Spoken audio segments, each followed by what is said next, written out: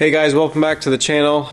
On today's episode I'm going to show you my tips and tricks on staining and finishing red oak. For some reason the audio is not working in any of these clips, so I'm going to do a quick voiceover. These clips are just showing that this piece is just a simple 1x4x10 purchased from Home Depot that I ripped on the table saw and shaped to look like a piece of hardwood for a hardwood flooring repair job. The first step of the process after you've cut and shaped your piece to the way you want it is to use an orbital sander with 80 grit sandpaper. The reason I like to use 80 grit sandpaper, I use between 80 and 100. It gives you a smooth finish but also keeps the pores of the wood open. It helps accept the stain.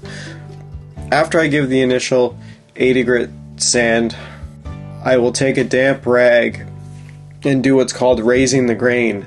With open grain species like red oak, the moment it gets wet, a lot of the small wood fibers will raise. Dampen it initially before you do your final sand. It will raise any of those grains that you wouldn't initially feel the first time, but the moment you hit it with stain and you don't raise the grain and sand it off first, the moment you stain this piece, those grains will raise and you'll have a bunch of bumps on your piece. You hit the piece with a damp rag, let those fibers raise up, and hit it again with 80 to 100 grit sandpaper. One thing to keep in mind during your sanding phases of the project, if you're using wood glue, like a classic yellow wood glue like Elmer's or Type Bond or any of those, stain will not stick to it and it will leave a light patch. So make sure whenever you're using a wood glue to double check if you've sanded it all off, because for example, if you do a glue up and you wipe it off with water and it leaves like a small little smudge mark of glue that you can't really see after it dries, the stain will not go through that. So you have to make sure that's all sanded off clear. On the opposite effect, if you are using a wood filler in your project, a lot of times when you stain the wood filler, it will go darker than the rest of the wood. So I would test your wood filler and your stain on the back side of the project to make sure it doesn't stain too dark for your liking. For this project I'm using Minwax oil-based wood stain. The color I'm using here is golden oak. I recommend for beginners to use oil-based stain because it's really easy.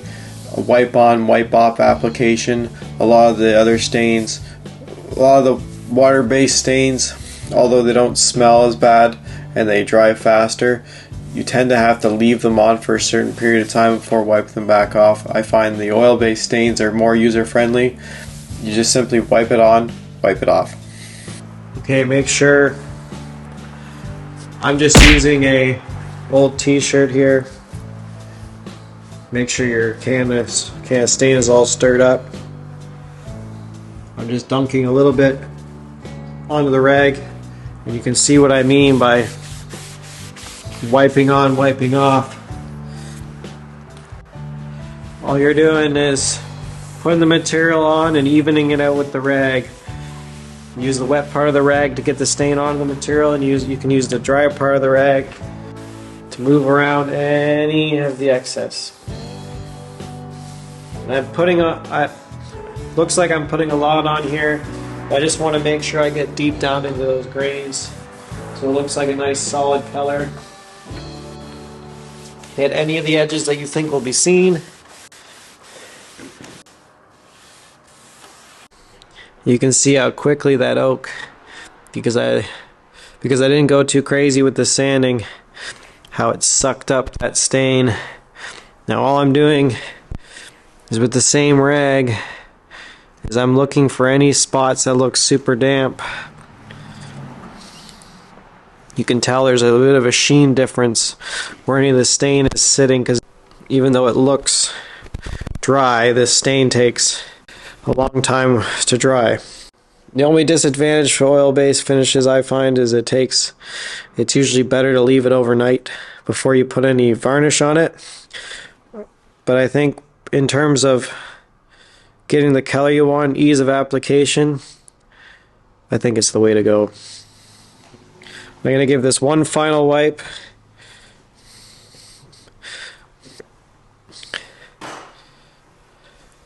You can see on my rag just a little bit of extra picked up. This is the side I stained with, it's all dark. But you can see all the extra remnants that I just wiped off with that last wipe. I'm going to leave this overnight, come back in the morning, and I'll show you how I do the first layer of varnish. One big tip when you're done staining, when you're using a rag like this, do not crumple it up into a ball and leave it in somewhere. Oil-based stains can combust and start a fire. I've heard of it happening. I've seen it happen. The best way I find is to lay it out flat like this, or leave it in a bucket of water soaked, and you won't have any problems. Now that we've given this piece 24 hours to dry, or overnight I should say, it's ready for varnish. Now that the piece has had overnight to dry, the stain has dulled out a little bit. You'll notice that it's not as vibrant as it was before, but that's okay. You'll see once I put varnish on here, it will darken back to the color when the stain was wet. For this example, I'm going to be using the Varnishing Diamond Wood Finished. It's a water-based interior finish. I like it because it doesn't seem to yellow. And for this example, I'm using a semi-gloss. This is a great finish if you want a furniture finish. It's interior. If you're using something with foot traffic, there is a better product. For a regular furniture finish and interior, the diamond wood finish is great for that, for doing 2 or 3 coats or more. If you want a stronger finish, the Varnishing Now Defense, which is a floor finish, is great if you're doing like stairs or railings, like a furniture top, something that has more use. Like this is great for some like table legs or anything like that, but if I was going to do a top, the Nano Defense works great. If you're crunched for time, Varnishing also makes it triple thick, which claims that it only takes 1 coat. It's a thicker product and it dries thicker, and it claims you can only do 1 coat. If you're crunched for time, you can use this. I still prefer to do 2 or 3 coats with these. Also, most varnishes come in different sheens. For example, this Floor Defense Nano Defense is matte, triple thick as a satin, and for today's the Varnishing Diamond, I have a semi-gloss. I just want to make the statement here. You can buy better brushes for this or whatever, but this brush right here, this Pro Painter brush, came from the dollar store. It was $2 or $3. It works great. As you can see, I've actually used and washed this brush multiple times. You don't need to spend $10, $20, $30 on fancy brushes. I buy these from Dollarama. They work great. You could wash them, you could toss them. Don't have to spend a ton to get a good finish. Okay, I got my varnish stirred up, got my brush ready. This piece is all dust free and clean. Dip the brush in, wipe off any excess on the rim, and you just want to get the material on the piece.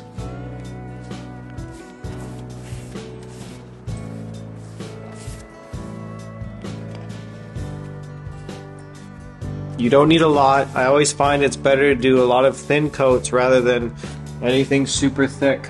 There's something you have to keep in mind.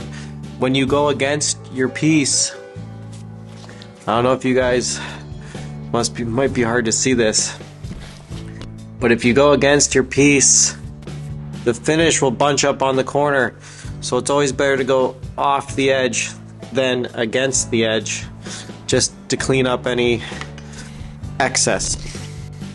So I'll just wipe this excess off the end here, and my final stroke will always go off an edge. Same with these sides. You don't want to go against the side. You want to go, if you have to, get enough finish on there. Brush to the edge. Don't brush towards a corner.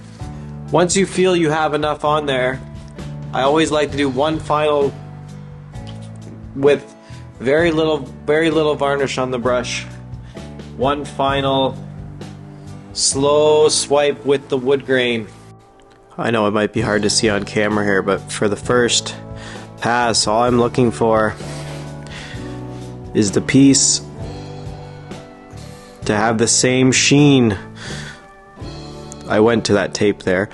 I just want the piece to have the same sheen, and you can see my final pass leaves brush strokes, but it's with the wood grain, and those should level out after this dries. This particular finish takes about half an hour to be dry to the touch. But as you can see, when I go off the edge with the brush, it doesn't leave a clump of finish at the very end here. I'll come back in about a half an hour and do a second coat. You can see here the finish is already starting to dry up. It's dulling out a little bit. Those lines are flattening out. But you want it to look like this. Nice and flat and clear. Water-based varathanes in the can are very milky. You can see in the can it's a very milky liquid. And when you have too much on there, it shows that milky, and it will dry like that, and it will leave it milky. You can see since I didn't clean the brush off well, I have too much product on there, and I have to spread it all out to get rid of that kind of milky look compared to this. If I swipe towards the edge and lift up, there's nothing there. If I swipe against an edge, I get a bunch of buildup. So a lot of times, if I have to do a long piece like this, I'll swipe towards the edge, gets the finish on there, and like I said, I like to do a final pass with the grain, smooths it all out, and you don't get this milky look. Goes on nice and smooth. You can sand in between coats, but I recommend you do one base coat, a second coat to thicken up the material, and then give it a sand before doing your final pass. Okay, so it's been about half an hour. You can see that that wet look is gone, and it's got a bit of sheen to it. You might be thinking, well, this doesn't look very semi-gloss, and you're right. Typically the first coat doesn't give you the full sheen effect. But I think the full semi-gloss effect won't come out until I throw a second coat on here. The can recommends 2 to 3 hours before doing another coat. But since I'm not touching this with sandpaper, it's already dry to the touch. I like to do the second coat within about 30 to 40 minutes. Second coat is the same. Wet the brush, clear off any excess. You just want to get material on the piece itself. Brushing, doesn't matter which brushing direction you go at the beginning. I just want to make sure I have equal coverage. I tend to go a bit heavier with the second coat. Brushing from the middle off the edge. And I'm evening out the finish, getting rid of any of those milky lines. I'm going to take some, I'm not going to add many more, I'm just going to wipe all the excess off my brush and do one final pass. Second coat is done. You can see that final brush stroke along the wood grain leaves these little lines, but that's okay, they should even out. It's better to do your final brush stroke with the wood grain than against it. It might show in the final piece. I'm going to follow the can's instructions this time. I'm going to leave it for 2 to 3 hours to fully cure before I touch it with sandpaper. Between the first and second coat, I just give it the half an hour touch dry time to do a coat because I'm not touching it with any sandpaper, I'm just hitting it with the finish again. Between my second and final coat, I like to do a light sand with 400 grit paper, so I'm going to leave it for the full several hour cure time. Okay, it's been a couple of hours now. This is second coat dry. For reference, this is second coat. This is one coat, and this is just bare stained oak.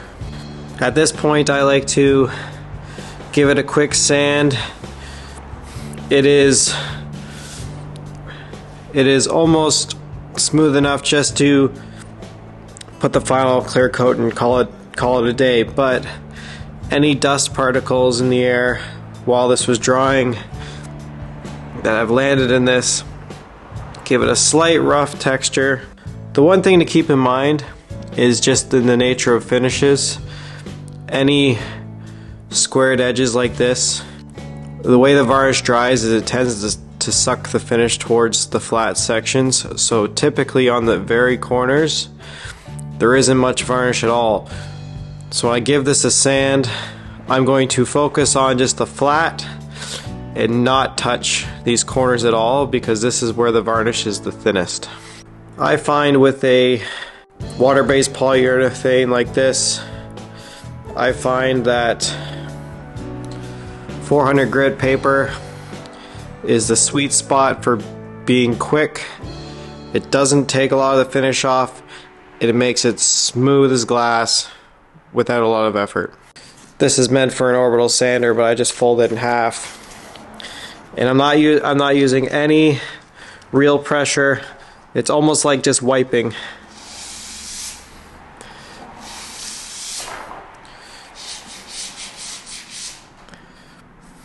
And believe it or not, that's all it takes. Those dust particles are gone. Double check it with your hands. It does give you a little bit of dust comes off. Now it is smooth for the touch. Perfect. I will quickly wipe off the dust and give this a third and final coat. Okay, I'm going to see if I can do this one-handed just to give you the idea of what I've been doing. Load up the brush, get some material on there, make sure the whole thing gets coated, make sure I'm not leaving any excess on the edges, making sure it is covered the whole way. I'm actually going to take off any excess onto my brush and give it one final pass. Once this dries, you'll have a nice smooth furniture finish that will be smooth to the touch and protecting your project. Now that the final coat is dry, we are done. Now you can go with as many coats as you want. I find 3 coats with 2 coats and a sand and 1 final is the perfect sweet spot for. Still looks like a nice piece of oak. It doesn't have that plasticky look just yet. I find when you do too many layers of varnish, it just takes away from the actual raw wood look. I think 3 coats is the sweet spot. And now you are done. Thank you for watching the video. If you enjoyed the video and got anything out of it, please hit that like button and consider subscribing. We're in the middle of building this shop.